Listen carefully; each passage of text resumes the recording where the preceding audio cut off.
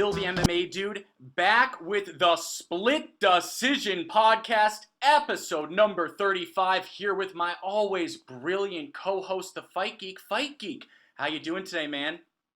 What is up? Doing great. Happy to be here and talk about a great weekend of fights. How are you, man? Yeah, it was great. It was great. Oh, sorry. I forgot. All right, moving on. DC lost, so I'll be okay in a couple months, guys. But we're going to get to all that. I'm looking forward to it. All right. So here's what's on tap. Quick breakdown for what's on tap today, ladies and gentlemen. First, a UFC 241 recap. What a night of fights that was, especially those last three. I want to really dig into those. After that, we're going to jump into a Bellator 225 preview. After that, listener questions, and maybe something special at the end. But let me kick off the episode with this question for you, Fight Geek. So as we both know, Stipe Miocic reclaimed the heavyweight belt on Saturday night, getting the TKO victory over Daniel Cormier in the fourth round. Here's my question. Was Stipe's victory more a product of how well Stipe fought, or more about DC's strategic mistakes? And I don't know the answer myself, but I want to hear yours. Yeah, it's tough. You know, there's so much to break down in this fight. I don't think there's any one absolute. I think there was multiple fights within a fight, if you understand what I'm saying. You know, I feel like there was two separate fights. I feel like the first through the third was a fight, and then the fourth was its own fight. Just kind of my early impressions of the fight. Stipe looked incredibly trim, thin, in shape, which led me to believe that his cardio was something he was really going to rely on this fight and try to outlast, or at least outmove Daniel. I don't think I've ever seen Stipe look that trim. He looked like a 185-pounder in there, 205er, didn't he?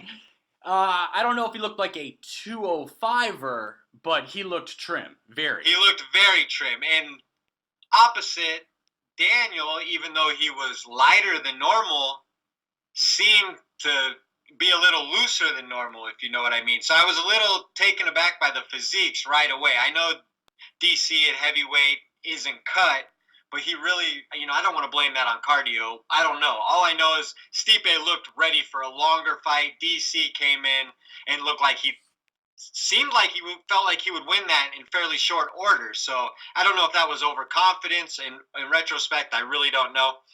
My thoughts on the fight.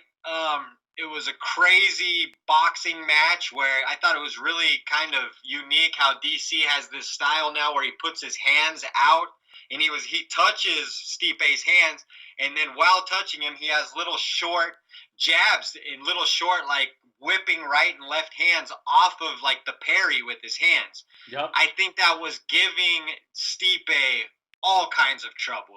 Every time Daniel was landing very flush off of that kind of awkward hand movement, and then it was just a quick little spiking punch. You know what I'm talking about? Oh yeah. So, I mean, DC was in full control early. I've heard people say that Stipe may have won round two. I didn't see that in the moment. In the moment, I thought it was 3-0 DC going into the fourth, watching it live. I have not watched it back. And then in the fourth round, I think it's clearly obvious that one of the greatest in-fight adjustments we've seen in quite a while was made. His coaches told him to go to that body. He went to that body like his life depended on it in the beginning of that fourth round. And I couldn't be more impressed with the strategic, on-the-fly adjustment by Stipe. I don't think he looked great versus DC up to that point, so that's why I say there's two fights. So the first through the third, I felt like DC was in such control that he may have got a little lackadaisical, but the extra cardio, I guess you could say, Stipe had really benefited him. It allowed him to stay in the fight longer, blah, blah, blah. I'm yapping on here. So what I'll say is I'm so impressed by Stipe's resolve to come back, but I'm not unimpressed with the way DC fought. I think DC for three rounds was giving one of the greatest heavyweights of all time all he could handle again. I think the conditioning came into play, and I think Stipe found lightning in a bottle with those body shots. Yep, absolutely. It was a very frustrating fight to watch. I mean, obviously at the end for me, obviously again, I'm a huge DC fan, but what I was frustrated about is I couldn't understand why DC seemed to abandon the wrestling game plan after that first round. By the way, Daniel looked almost just about as good as I've ever seen him in that first round. I mean, His pocket boxing was amazing. I oh yeah, loved how he was boxing early, and Stipe is a great boxer. So, like I said, that unique kind of parry with his hands and then the short punches were giving Stipe all kinds of problems. He was weathering the storm early. I personally just think that DC was so comfortable on the feet with him that he really firmly thought he was probably going to knock Stipe out again. yeah, definitely. So I've got a theory because I've been thinking a lot about this fight, as you can imagine, Fight Geek. I want your thoughts on this theory of mine. I definitely agree with you that DC dominated the first two rounds. I think the third was very close, and actually, I gave the third to Stipe because of the last half of that round. I thought Stipe took it over, so I had it in the fourth, 2 rounds to one DC. But here's my theory: at the end of the second round, DC goes back to his corner and he asks his team, "Am I losing?" And I thought that was a very odd thing to ask, especially because, DC was clearly winning. Do you think that he was a little concussed? Had he gotten a concussion at that point that then, of course, affected his judgment, in the latter parts of the fight?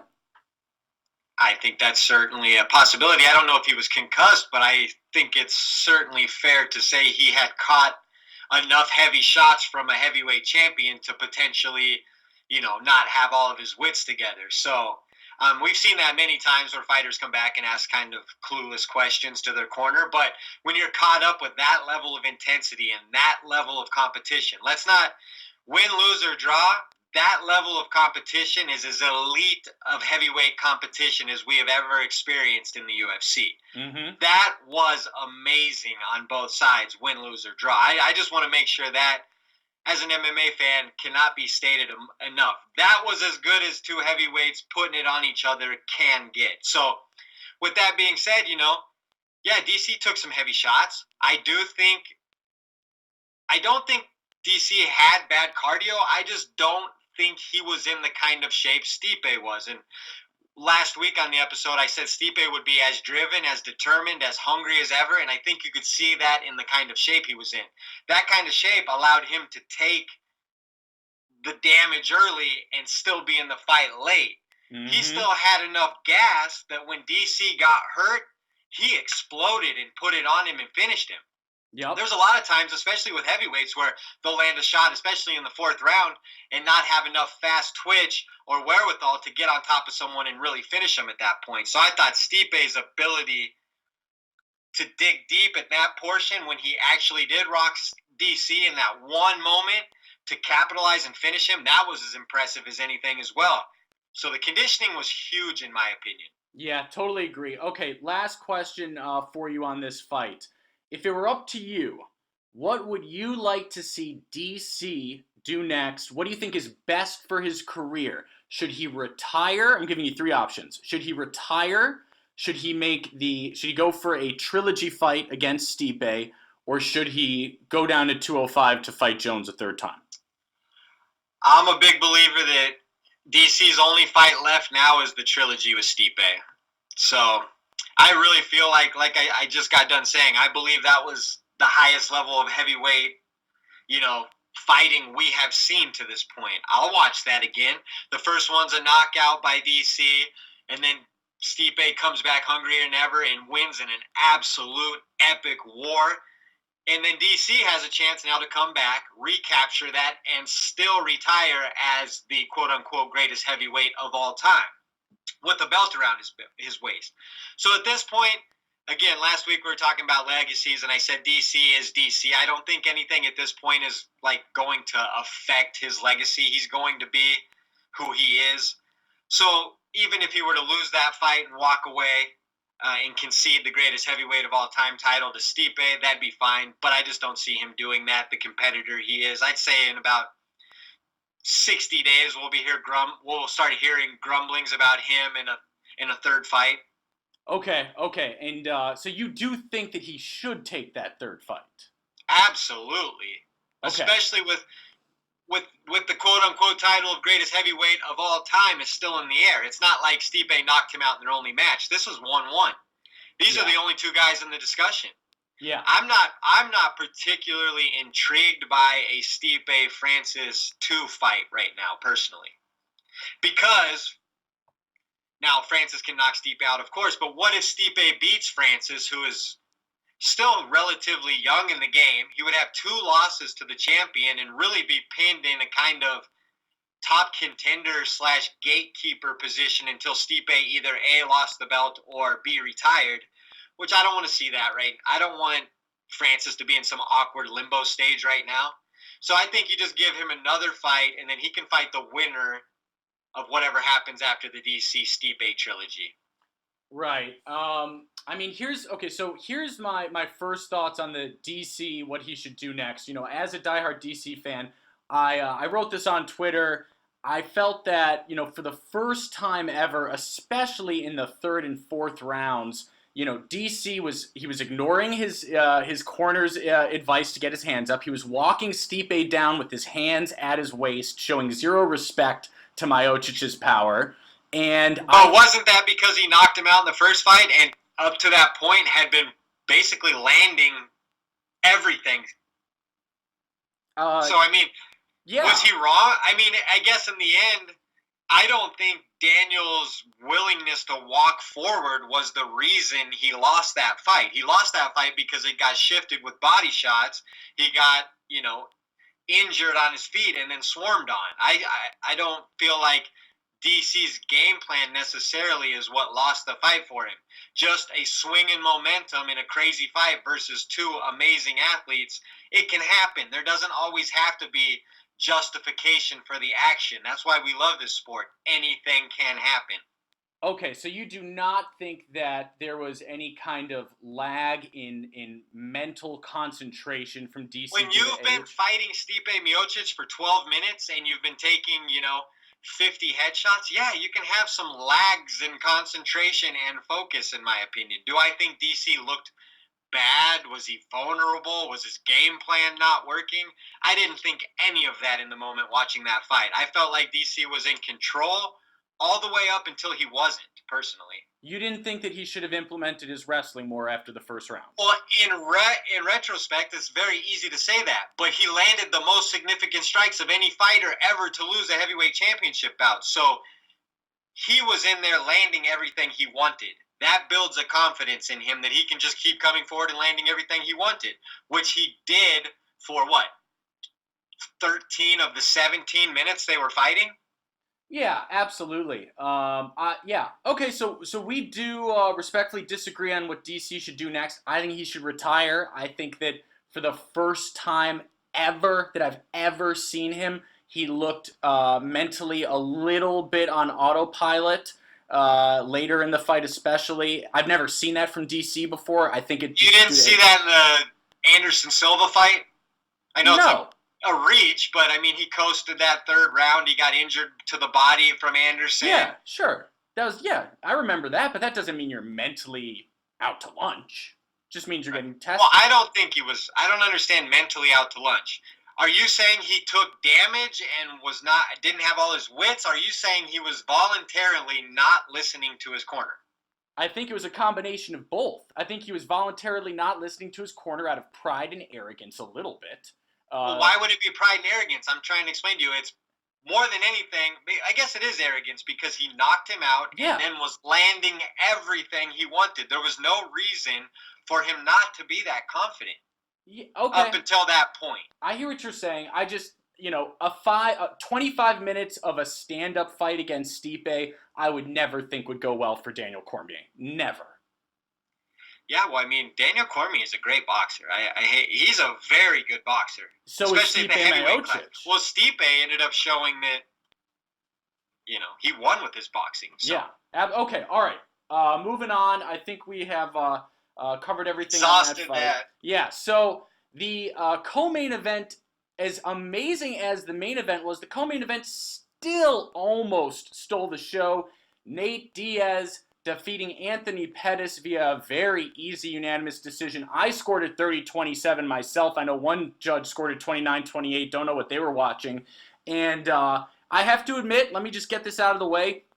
I did horrible on the main card. Usually I do horrible on the prelims, and then I make up for it on the main card. This time I think I went into the main card 5-1 or 6-1, and then I got only one fight right, the Sadiq Youssef win, and then I got everything else wrong. You got it right, not me, picking Nate Diaz to beat Showtime Pettis. Showtime just had nothing for Nate. And, what were your thoughts on Nate's performance after a 3-year layoff? It was incredible. I thought he looked good. I think his performance is being a tad bit overstated, and that's as a Diaz fan.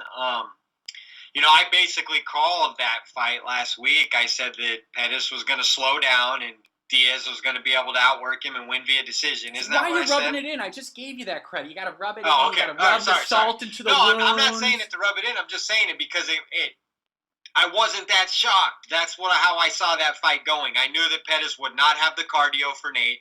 I thought Nate looked a little sluggish in the first round, and he spoke to as much. He said that he came out and implemented a different game plan, which was to be a little bit of a quicker starter.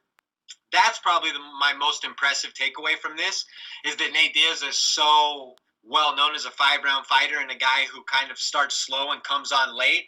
For him to come back, A, realize that about himself, and B, implement a game plan where he wins the first round, which was a huge surprise to me because I was almost sure that Pettis would take that first round, really shows me that Nate Diaz is, in a way, stepped into this second part of his career where he's a much more mature fighter, it felt like. The way he's talking at the press conferences is much more mature. The way he's respected Pettis, the way he's respecting Masvidal, the way he's just kind of expressing himself and kind of his desires and where he is in the game.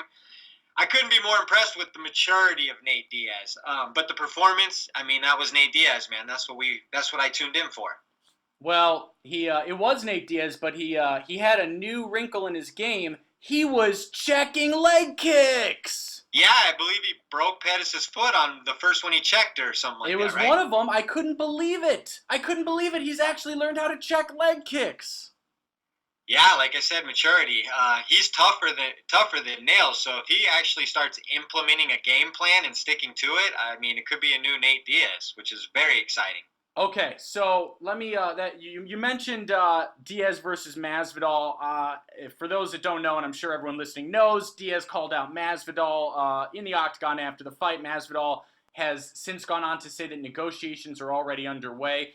By the way, Fight Geek, I am not at all yet convinced that this fight is 100% going to happen. I think that money could be a problem. Nate might start asking for too much. That is a concern of mine. No, I think that's going to be a thing of the past. Nate Diaz arrived last weekend.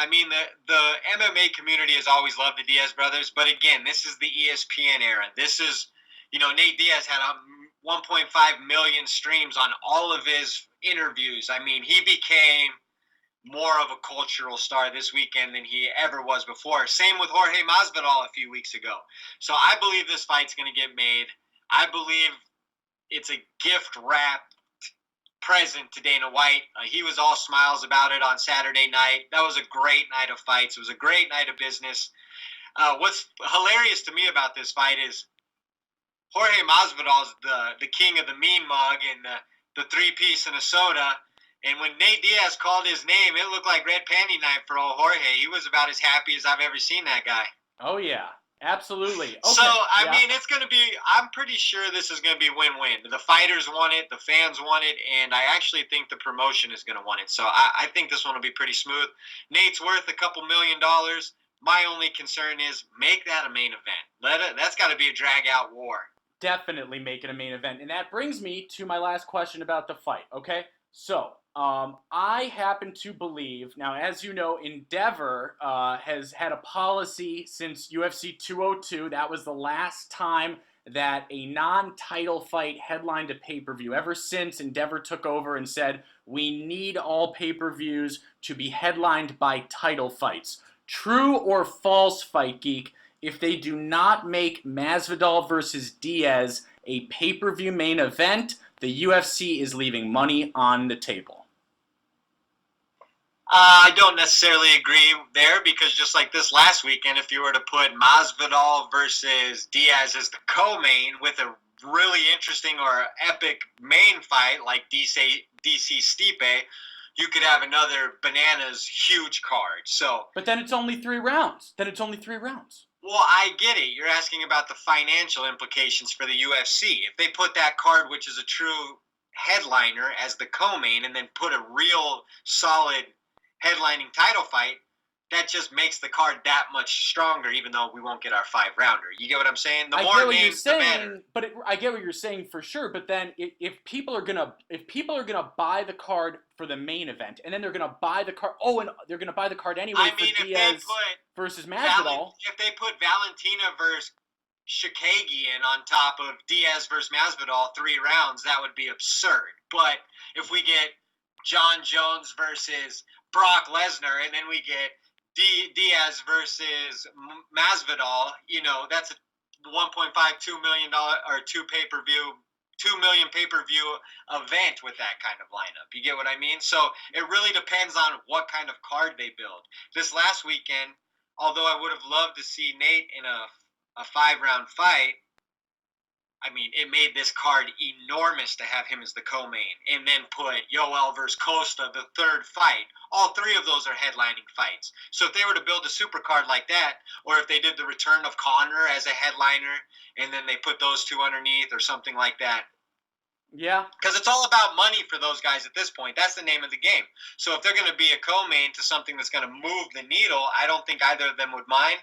But from a competitive aspect, it's got to be 5 They rounds. are the needle movers, though. Listen, no disrespect. They are, for sure. But you just said Endeavor has a policy, which means that I think they probably use that as a way to, honor and, big up the champions. It's like, well, if you're a champion, you get the headline pay-per-views.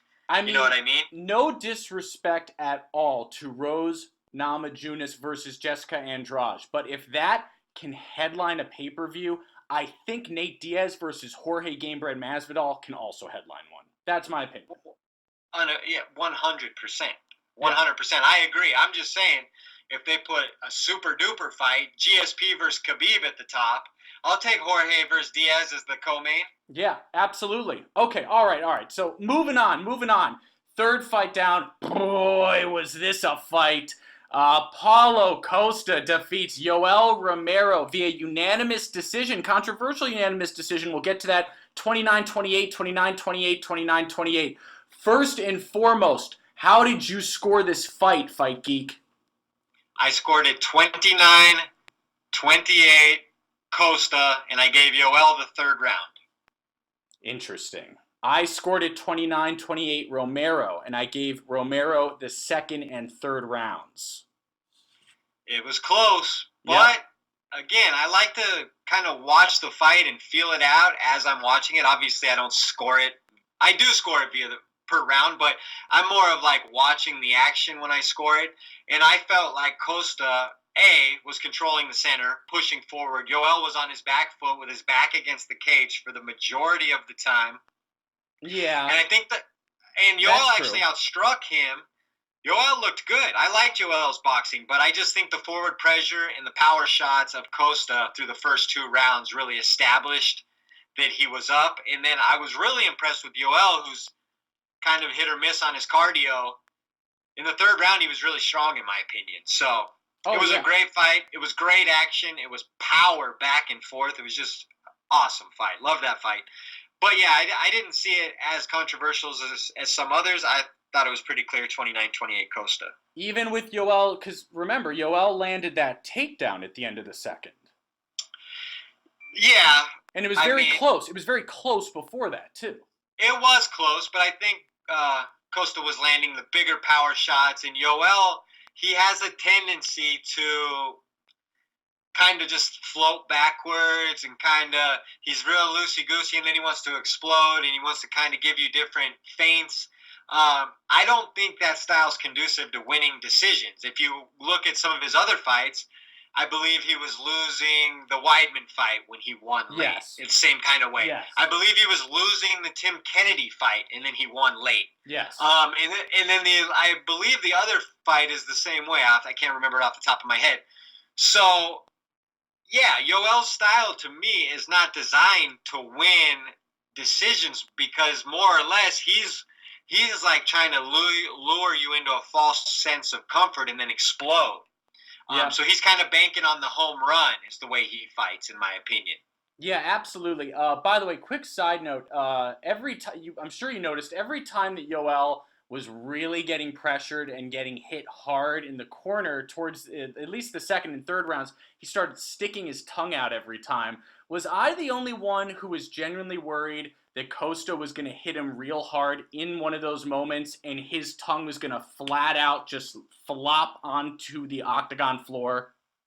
I think you probably were the only one. I didn't think that was. But I was terrified what I his thought tongue is was they going were to get... sticking their tongues out at each other back and forth for the whole second and third round, right? Yeah, I mean, Yoel, I was discussing this every with time. someone, and I believe they were Yoel started doing that because he was taking flush shots and trying to show Costa that they weren't hurting him, correct? Yes. But when you're doing that, isn't the reaction actually proof that it mattered? And thus, the judges, when you kind of outwardly react like that, I think it'd be more of a sign that got you. I hear that. Yeah, that's a wishy-washy. It's like if it didn't get you, why are you reacting? Because the judges clearly saw the shot land, so that's no matter what. So he's trying to say, oh, but I'm not hurt. Right. But is it wasted energy in the end? I don't know. Yeah, how tiring is it to stick your tongue out? I don't know.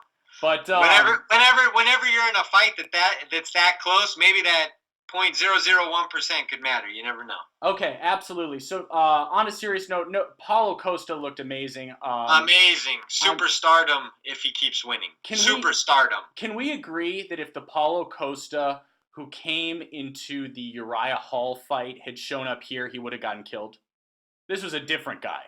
Well, of course, but he's a young guy. He's evolving. That fight was, 2 years ago or a year this is ago? a different fighter. Well, yeah, when you're 26 and you're in the gym every single day, which is what he looks like and what all reports are, is that he's a gym rat and he likes to work out, you're going to progress and you're going to improve leaps and bounds. I think he looked amazing.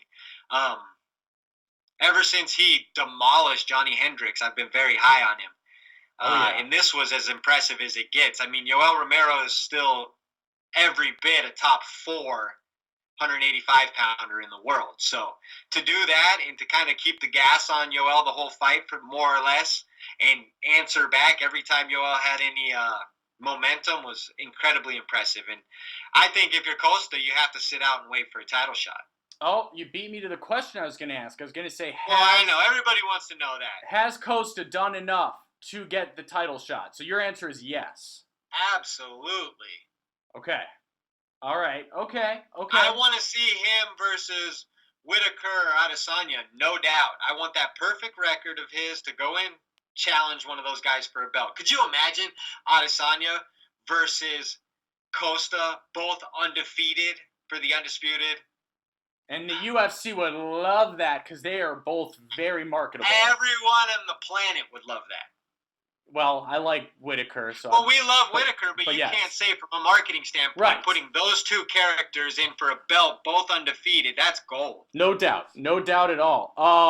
You probably saw you didn't see my tweet. Everyone, just as a reminder, if you're a new listener, Fight Geek has me muted on Twitter, so he doesn't actually see what I write.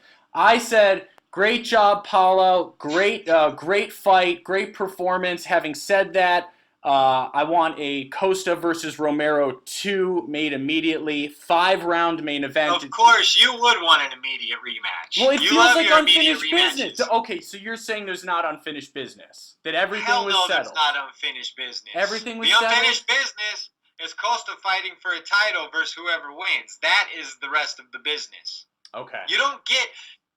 We're not in the business of fighting 2 times. If that's the case, let's just start turning these into 3-fight series. It's like you're not owed a rematch just because you lose. whether it's close or not. These aren't series. You get one shot. Come ready. Win. Okay, well, in full disclosure, and you guys could probably pick this up. I don't like Paulo Costa. That does not mean that I can't appreciate how great he is. It makes no sense. What is there not to like? I didn't like. You don't want to get me started. I did not like that he was asked, "Are you willing to be on reserve for Whitaker versus Adesanya?" And he said, "No." Well, of course not. He got beat up by Yoel Romero for 3 rounds. You can't be a spoiled princess when you're not even the champ. Spoiled princess? The guy I think he took 96 head strikes in that fight. You want him to come back on semi-short notice and be a replacement for his lone title shot? Or his first title shot? Absolutely not. I just explained to you the scenario. Not his lone. I just explained to you. He's an undefeated up-and-coming title challenger. All right. I admit it. Costa looked amazing. I admit it, okay? What do you want me to say? You looked amazing. Let's move on. Okay. Moving on. Let's skim through the rest of the highlights of this card. All right. Well, yeah. We're not going to touch on everything, but we are going to touch on some. Listen, we got to touch on Sadiq Youssef defeating Gabriel Benitez via TKO punches in the first round. 4 minutes and 14 seconds in the first round. I thought that Youssef, I tweeted this at the time, I said he had comeback of the night because he was getting hurt. Things were not going so good in the beginning of that first round. Benitez is a tough guy, and he landed a couple clean shots and kind of had him seeing cross-eyed. But I'm super high on Sadiq Youssef. Very athletic guy. And found a way to respond, and obviously, a perfectly drilled counter rights punch that landed perfectly and changed the momentum of that fight. That's kind of what you see with elite MMA or elite prospects. When it's not going well for you, can you figure it out? And I think he's shown that a couple times now where as a hot prospect, he's come in and it hasn't gone like perfectly smooth for him right away, but he's found a way. And then he wins, and that's kind of the same thing he did here, which is super impressive. So, big fan of Youssef. Can't wait to see what's next for him. Yep, absolutely. Well said. We'll jump through some of these.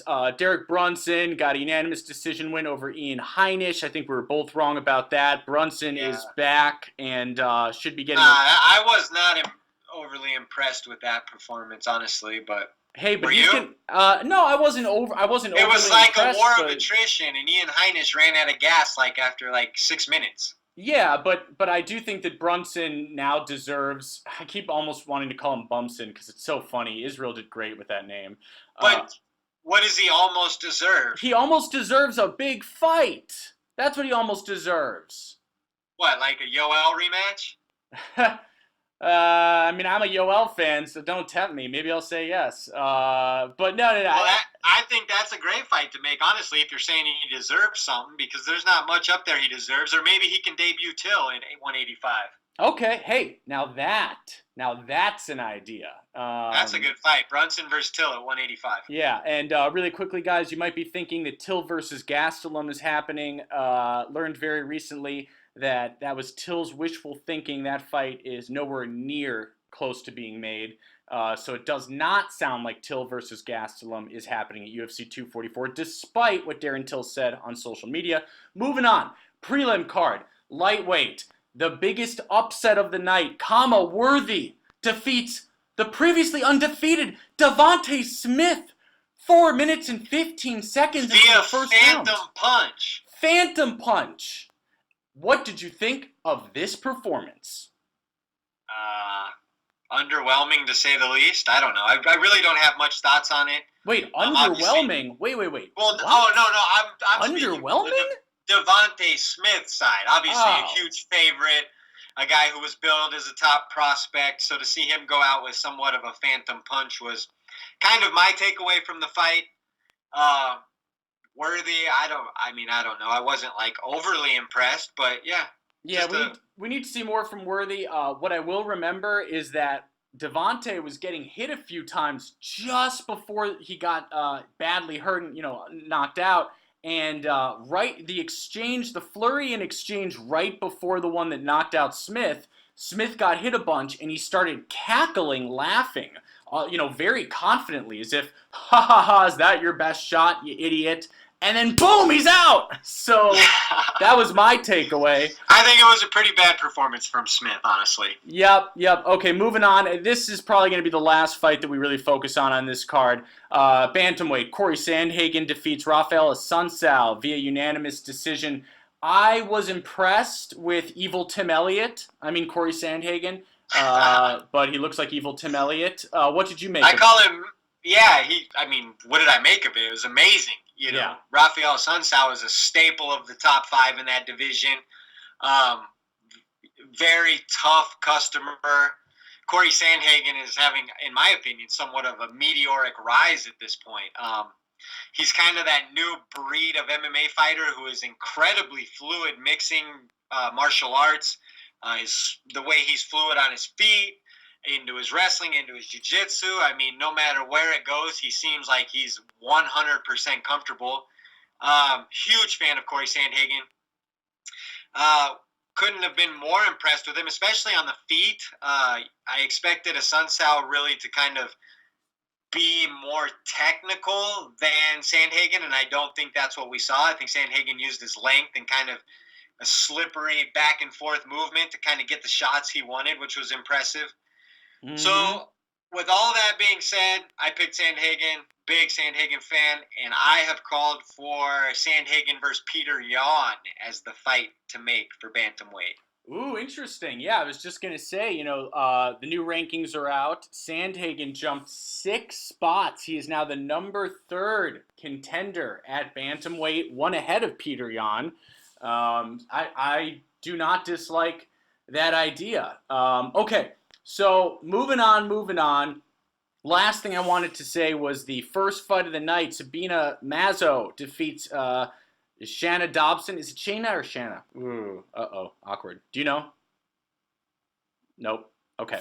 The one thing I wanted to say, guys, is if you go back and you look at all of my predictions for fight cards, which we do every week on this show, I don't know the last time that I got the first fight correct. So if you guys want to make some money, look at the first fight on the card that I pick and pick the opposite, because I don't remember. I must be 1 in 17 in my last 18, Fight Geek. So I cannot win the first fight to save my life. So wanted to make fun of myself and point that out. Sounds like a personal problem, Phil. Okay, hey, there's... Okay, you know what? Let's keep this PG-13. Moving on to the Bellator 225 preview. Bellator. All right, Mitrione versus Karatanov 2. I want to know who you got in the main event, Fight Geek. I'm going to go with meathead Matt Mitrione in this one. I think this is a rematch. Karatanov has actually looked pretty good recently in Bellator, but I think Meathead's going to recapture some of his momentum that he lost in the heavyweight Grand Prix debater, and I see him winning this with staying on the outside, and I'm actually going to say he's going to win. This is just a 3-round fight, correct? Yes. Yeah, I think he's going to win a split decision over Karatanov. Ooh, wait, we got to say split decision podcast per Jim Assoon. Well, you just did. So okay, all right. Okay, this is interesting. I disagree with you. I think Sergey Karatanov, who is the underdog, is going to pull off the upset in a split decision. Split decision podcast.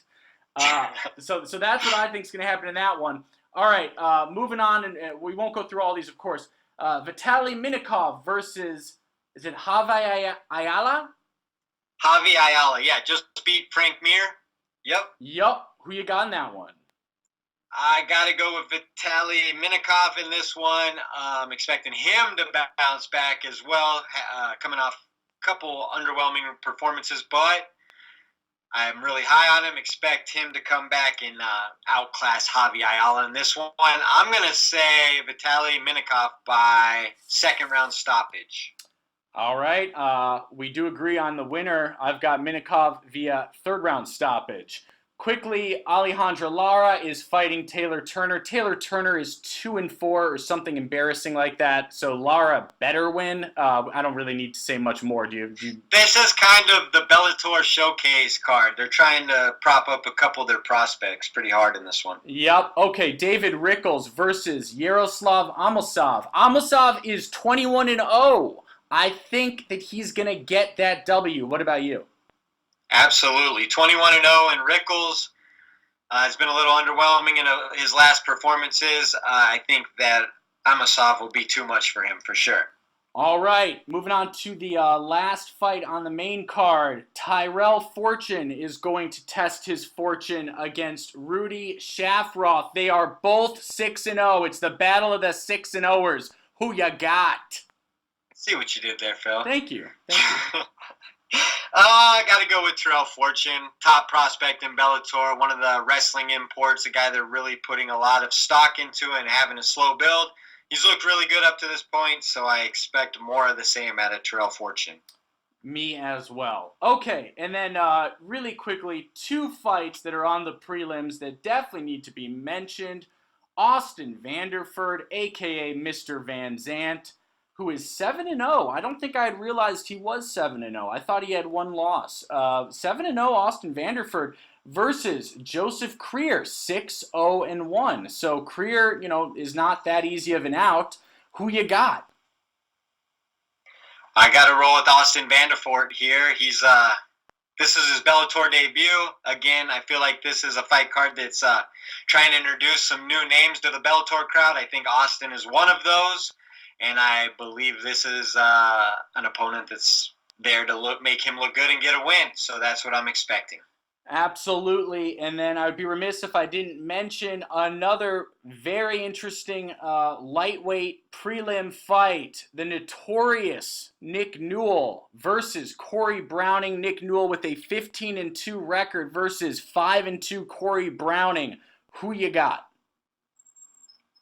I got to go with Nick Newell on this one. Again, I think they are setting him up to look good, setting him up for success, and I look forward to Nick Newell and Bellator moving forward. So excited to see him fight.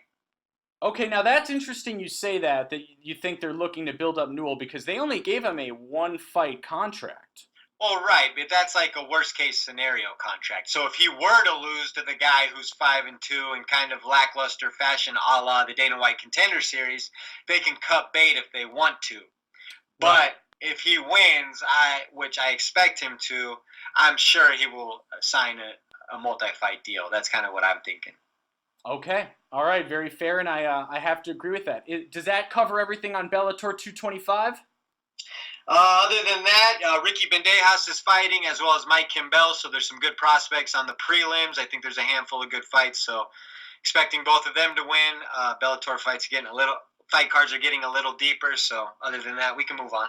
All right, guys. Well, with that, we're going to take a very, very quick break, and then we're going to be back with listener questions. Hey guys, it's Phil the MMA Dude letting you know that this episode of the Split Decision Podcast is brought to you by TotalAggressionClothing.com. Visit www.TotalAggressionClothing.com and use the promo code 46210 to receive a special Split Podcast discount on all Total Aggression hats, shirts, hoodies, and more. Again, that's www.TotalAggressionClothing.com with promo code 46210.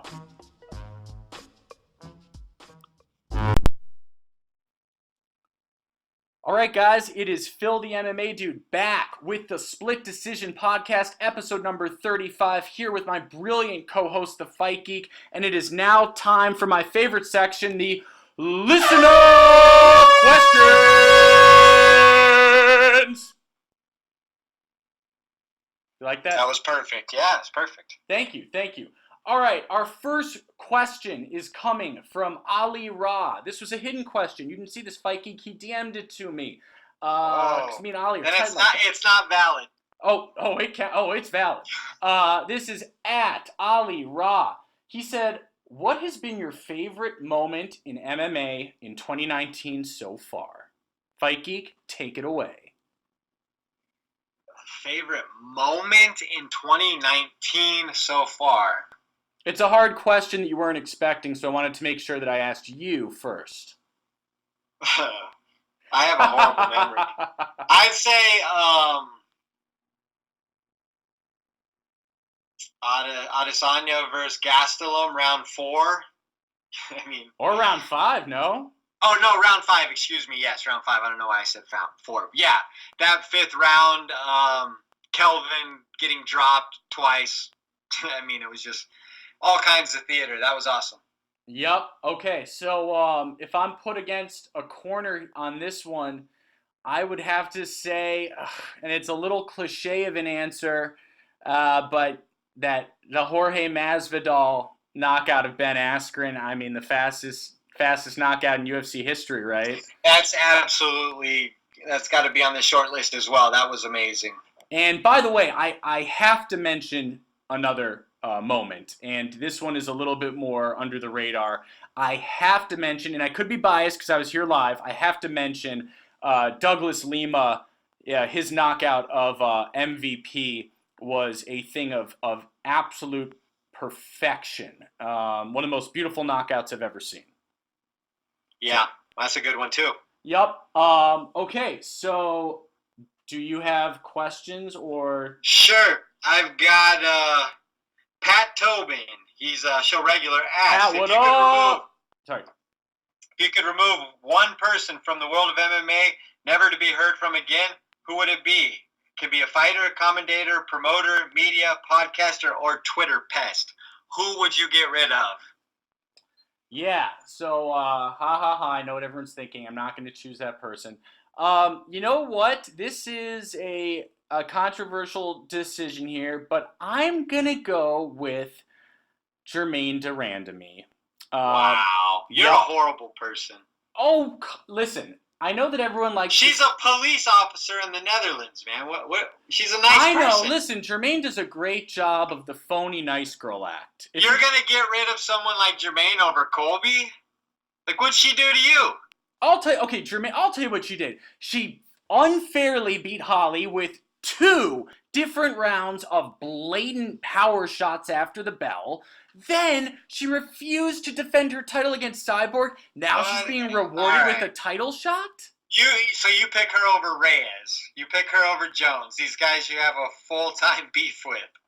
Well, yeah, I mean, you know I'm trying to lay off the Jones stuff. If she even on your radar enough, maybe that's the reason to get rid of her. That's why. Because I don't think anything would even change. Just get rid of her. I really have a 1 and 1A or 1A and 1B here. I would say first. I don't know if that's allowed. Well, I'm just gonna preface it like this: if Henry keeps talking about intergender, I'll get rid of him. I'm sick of this. Guys, I mean, this isn't even funny. This is just dumb. Can I break the fourth wall for a second, Fight Geek? So guys, Fight Geek was so mad when Cejudo did the intergender thing. It was hilarious. Don't put me on blast like that. No, I'm not putting you on blast. What do you mean? It was despicable. He's calling a woman. In today's climate, in the culture, it's like the dumbest thing he could possibly be doing. He was so mad, guys. It was so funny. Like I didn't tell him this, but he was texting me that. I was laughing so hard. My real answer is Dylan Dennis. The guy's 2-0. He challenged. I think Jake Shields beat him in their last grappling match. Yet he's constantly calling out top tier fighters, calling Jake no good, even though Jake just beat him. I mean, you want to talk about the rich kid at school who has no friends and just babbles 24/7 about what he can do and what he will do and what he does do?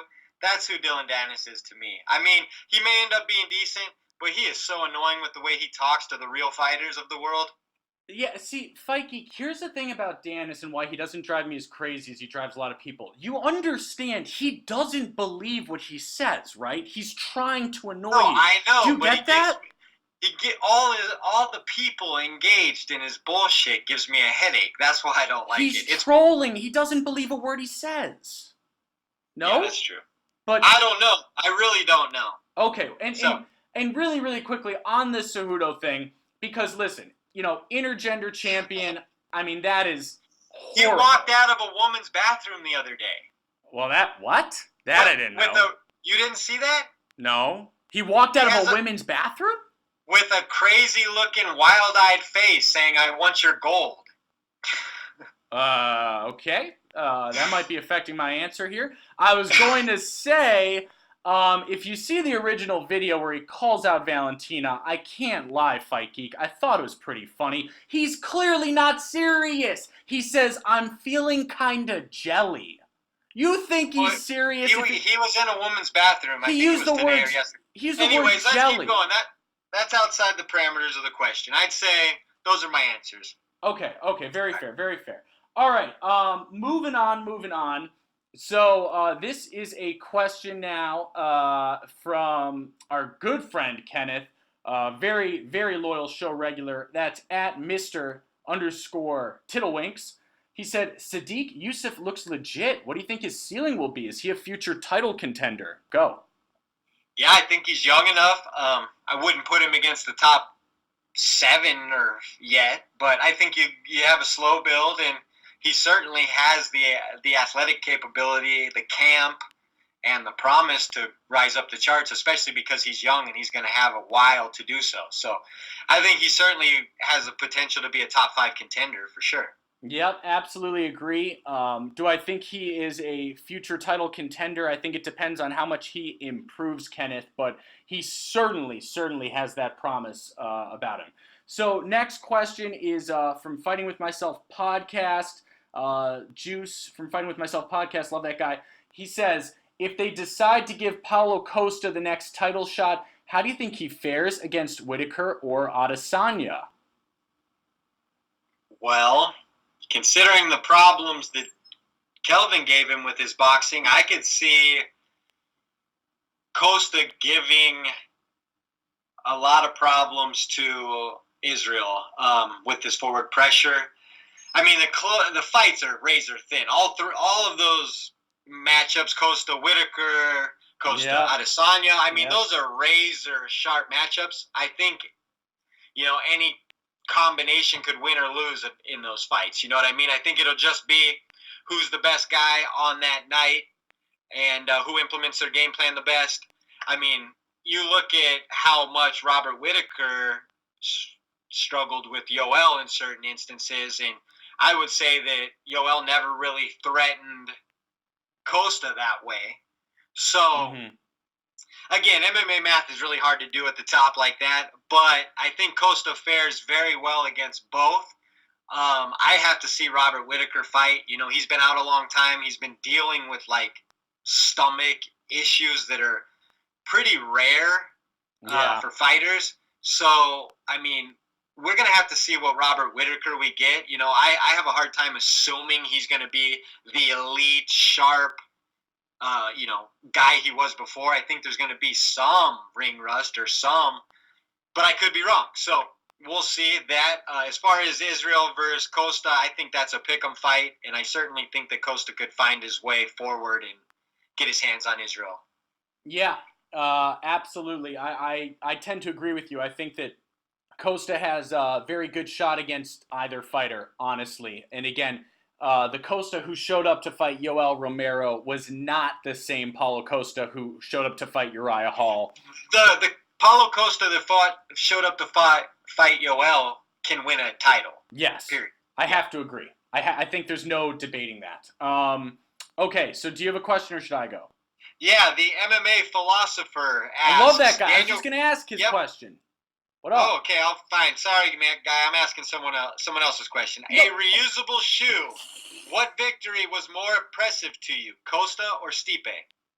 Okay, let me. I'll go ahead and answer that one. I thought that Stipe's. You've got to say Stipe because Stipe. Absolutely. Yeah, he got the stoppage against one of the greatest of all time, who he'd previously lost to in the first round, getting that 4th round stoppage, and really showing the heart of a true champion by making it very clear to DC. I thought early on that, look, Stipe was he was gonna get tagged, but Daniel was gonna have to kill him to get him out of there.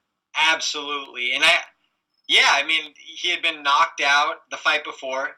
no matter how you look at it, he went into that fourth round down 2-1 at best. Yep. So he's losing the fight. He's already lost to the guy. He's taken all kinds of shots to dig down and just, I mean, when I think of Stipe Miocic for the rest of his career, I will remember him as a champion who dug deep and found what it took to beat another elite champion. Yep. When it comes to rating MMA fighters and champions, that's about as intense as it gets. That's about as real as it gets. So, Stipe's performance to me was mind-boggling. Yup, totally agree. Okay, now we're moving on to the MMA philosopher. That's at SmartDan51. He says, Daniel Cormier basically sacrificed his heavyweight career and fought at 205 because of Cain Velasquez when he came to the UFC. However, Cain barely fought during DC's UFC light heavyweight run. Knowing what we know now, did DC do the right thing from a career standpoint, staying at light heavyweight for so long? What do you think? I mean, if I really were to break it down, I would say yes, he helped his legacy by going to 205. To be perfectly honest with you, 205 for a while has been somewhat, thin.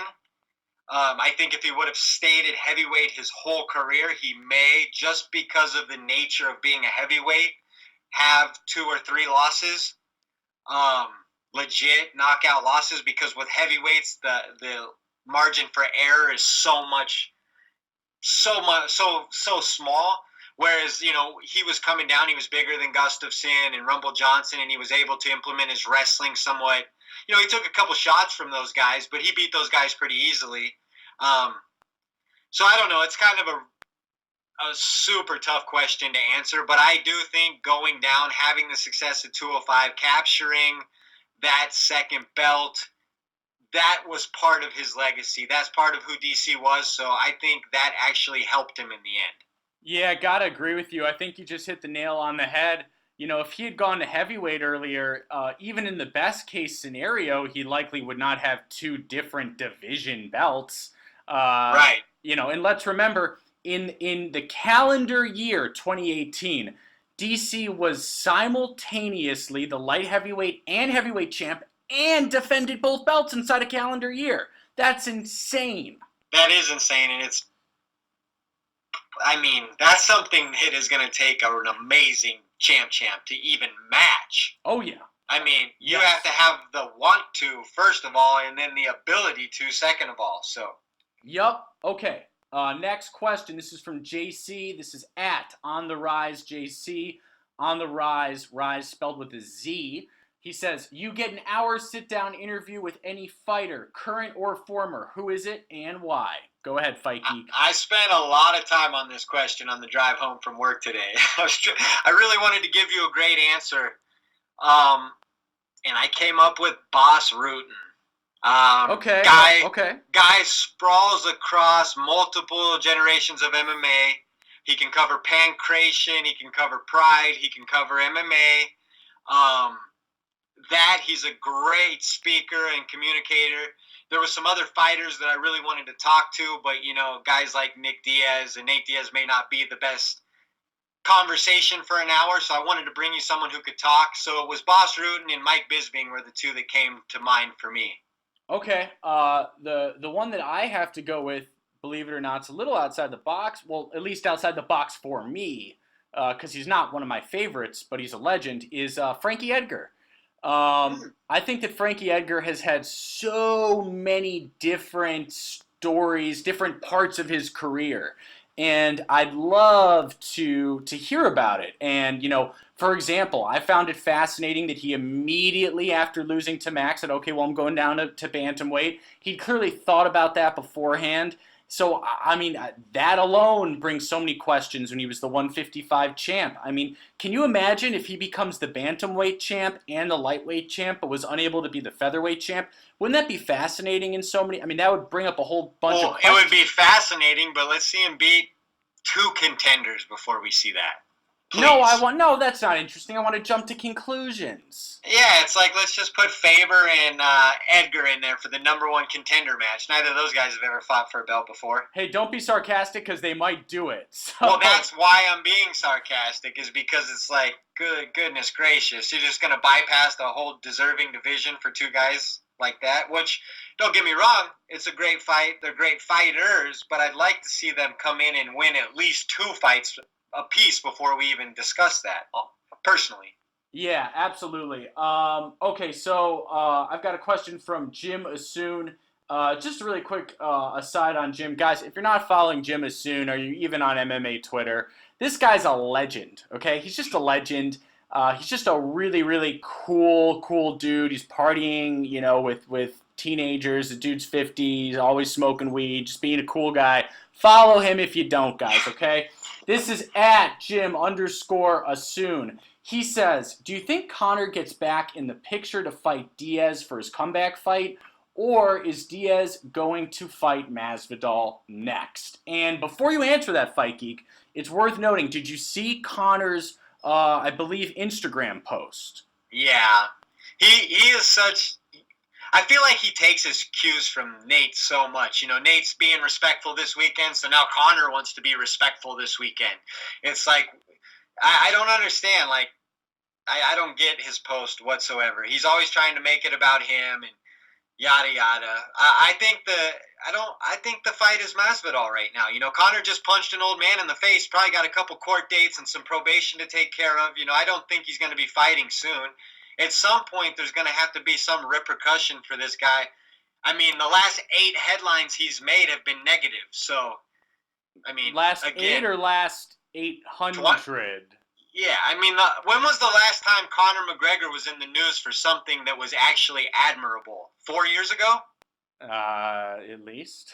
I mean, so yeah, I'm over the Conor McGregor thing, and I certainly don't want him to walk back. He's going to walk back into whatever he wants more than likely, but I don't think Nate wants to play his game, and I think he's proven that as much by saying he's got the baddest mother effer belt and he wants to defend it versus Masvidal, and he's kind of taking control of his own path. I think people are tired of worrying about Conor's path, so I say Masvidal happens next.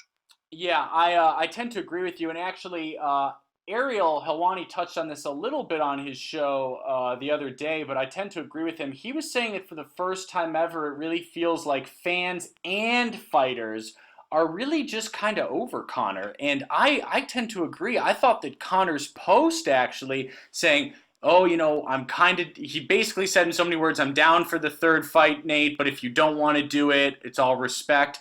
And I've never heard such a, what's the word? It was almost submissive, like a pandering type post. Pandering, yeah, groveling, pandering, begging. It was a different Conor. It was yeah, exactly. It was a strange tone, but like I said, this weekend we saw a mature Nate, and I felt that way, especially with the way, even while picking Pettis to fight, he was giving Pettis compliments. He was saying that he respected Pettis. And then with the Masvidal call-out, it was as respectful as Nate could have possibly done it. So for Conor to, in turn, come back with a super respectful post just seemed kind of like backpacking, in my opinion. Just trying to get in where he can, as usual, latch onto the story or the narrative. And yeah, I agree. I think anyone who follows this sport and loves this sport and loves the athletes who put it on the line every 3 months, every 90 days, and we get to grow and love are the fighters we care about. I mean, Conor McGregor's, he's old news until he comes back and proves otherwise, in my opinion. Yeah, I totally agree. Okay, moving on to the next question. We haven't asked the question from Bazman20, right? The Baz? We have not. I was going to ask that one. Thanks a lot. Well, I beat you to it. So, Bazman20, he said, do you guys think DC was fighting dumb on purpose, or was he gassed for some reason? I thought he looked very tired in the second, which was odd because he dominated the first. Go ahead. Yeah, I think we kind of covered this in the first segment. Yeah, I think, again, I thought DC, while watching the fight, won the first 3 rounds. At worst, he was up 2-1. So I guess I never it never dawned on me that DC was fighting dumb when I watched the fight. Now, in retrospect, when you go back and you hear his coaches and you hear what he says and this, that, and the other thing, everyone can make a million narratives out of it. But when I was watching that fight, DC was winning that fight. Therefore, I never thought he was fighting dumb. Did he get overconfident? Did he end up taking a couple body shots that gassed him out? Yes, I think that happened. But again, I think that the action is unpredictable. I don't think there has to be rhyme or reason as to why DC lost. Sometimes you put two dogs in a cage and one comes out. It's just the way it goes. Okay, all right, very fair. This question is from John Edits. That's at John T. Edits. He's got two questions. First of all, what do you think of DC's loss? Do you think there's going to be a trilogy between DC Miocic or DC Jones? We kind of covered this. You were saying that, DC Miocic 3 should happen. I definitely do not see any reason for DC Jones 3 now. Do you agree with that? I do agree with that. I think the intrigue, now the storyline isn't that DC's only losses are to Jones. Therefore, right. He can break from the Jones storyline. DC has lost to multiple men, so there's not this tie to John regarding right. His losses. So I think that will allow the storylines to break, which I think is good for the sport, personally. Okay, and his John's second question, he's heard rumors that there's already negotiations about Diaz Masvidal, but that's correct from what I've heard. If it happens, who do you got and why? Go first, Mikey. Well, we don't know if it's 3 rounds. We don't know if it's 5 rounds. We don't know where it's at. So if it's 3 rounds, shame on the UFC. Seriously, shame on them. This is a very preliminary pick, and I won't be held to it. But on this Tuesday, I would favor Masvidal.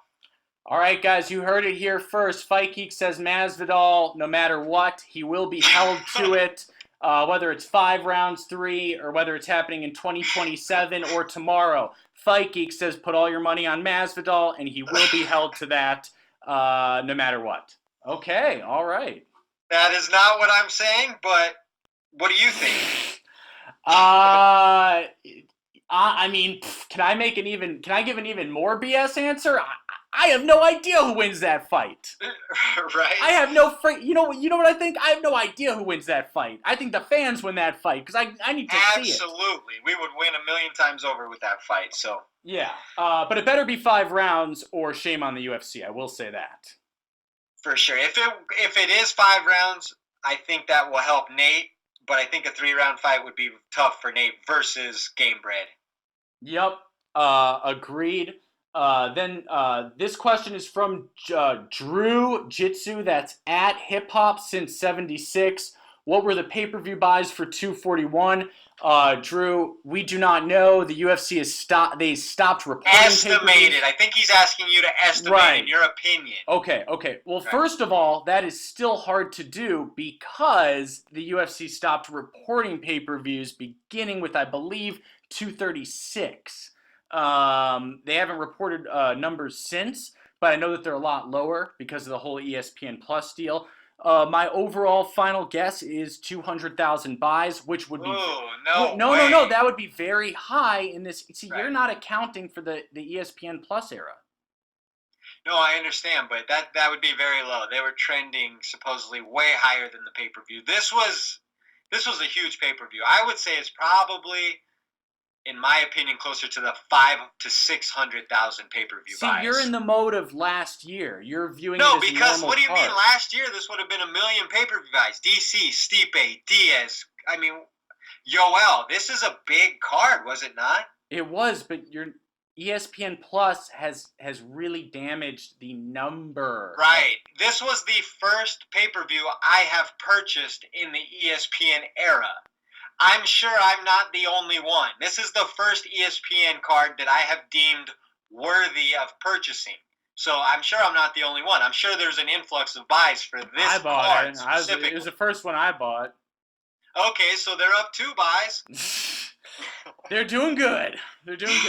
Okay, all right. So, so we disagree, Drew. I think it's more like 200 because of the ESPN Plus era. But, we'll... Okay. All right, I got one pulled up from Is that all of them? Or No, I think I have it's not one all more. of them at all, for sure. MMA by Milliken. He says Devontae Smith suffered a brutal KO this weekend. However, he didn't have much prep. Should he get an immediate rematch with Worthy, who's 15-6, or Worthy is 15-6? Should it just be disregarded and Smith stays where he's at in the rankings? No way to both. No way to both. Crimea River, Devontae Smith, you got knocked the F out, son. And I still haven't located the knockout punch. He got knocked out by some wind, as far as I'm concerned. I thought it was a quick uppercut. No, I don't remember. It was a glancing shot at best. I don't know. I was watching it in the midst of a crowded room, so maybe I missed it and I haven't watched it back. But I've also heard rumblings that fight looked fixed. So. Stop it. But you know MMA Twitter. Every fight's fixed. I don't even want to put that out there. Do you really think that UFC fights are ever fixed? Absolutely not. I do not. Okay, good. I'm glad you said that so people can keep listening to the podcast. Oh, of course and not think we're crazy. I'm just relaying kind of the... That was not fixed. Give me a break.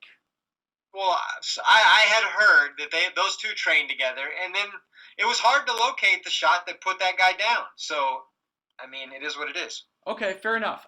So this is a question from last week, Fight Geek. We screwed up, okay? This dude asked us a question, and we didn't answer it. We forgot. We have never screwed up in our lives. Never before. This is the first time. This is at Wheelkick MMA, and he said, in regards to Aspen Ladd's suspension by CSAC, do you believe she should consider moving up to featherweight or explore the avenues of a lighter walking weight? I'm torn because I like her in the bantamweight division, but she doesn't have a lot to lose as it is. Do you want to start this one off? Go up. Oh, I totally agree. Go up, Aspen. Go up. Yeah. There's no reason not to because here's the thing, Aspen. It's not like you're going to have this giant Mount Everest to climb at featherweight. Are you kidding me? There's no one there. There's Megan Anderson and her spider body. Right? You basically beat Megan Anderson, then you're the number one contender with Felicia Spencer, and then you can fight for the belt. Well, Felicia's no joke. I can't make jokes about her, but I can make jokes about Megan Anderson all day. That'd be a pretty interesting grappling match with Aspen Ladd, would it not? Ooh, that's actually Aspen Ladd versus Felicia Spencer sounds amazing. That's what I do. Wow. All right. Yeah, okay, all right. Jokes, yeah. Oh, you do. Okay, all right. Do you have another question? I'm trying to make sure I got them all. I'm trying to make sure, too. On my thread, I believe we have answered them all.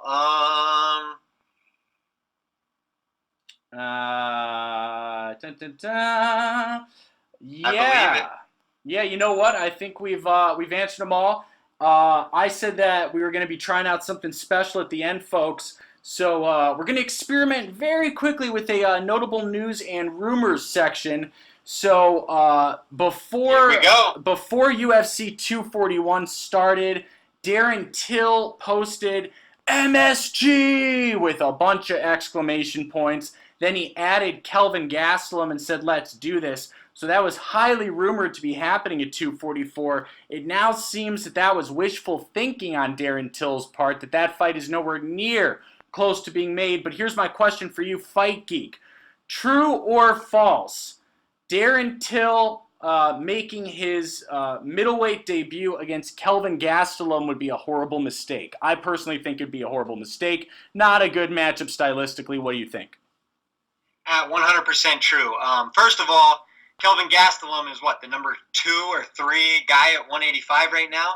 Mm-hmm. So why in the world would he fight a guy who just got knocked out twice in a row at 170 who's coming up to debut 185? That fight makes no sense whatsoever.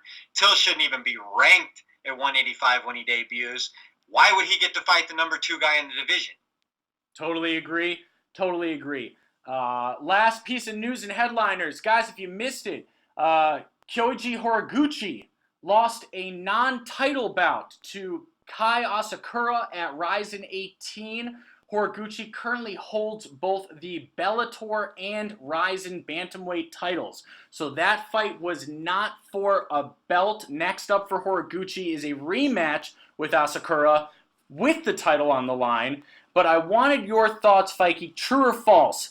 It hurts. It hurts promotions and champions when the champion fights in a non-title bout. Because right now, we have Horiguchi, who not only is the Rizin Bantamweight title holder, but also the Bellator Bantamweight title holder, and he just lost a fight. So to me, that not only hurts his rep with Rizin, but even Bellator. Yeah, and I couldn't agree more. I don't understand. What is the point of striving for these belts to reach this level of notoriety and be the belt holder and then not fight for the belt? I mean, it doesn't make any sense to me. Do you know why they did not fight for the belt? Yeah, so a few hours before, I literally had no idea, and I was freaking out because I wanted to bring this up during the episode, so I put it out to MMA Twitter. I said, why was this not for a belt? Does anyone know? And all of my diehard people that are crazy about all that stuff basically said, I don't really know, but my guess is because Horiguchi took it on late notice. I think that's a kind of weak excuse. I think if the champ fights, it's got to be for the belt. I don't care about late notice fights.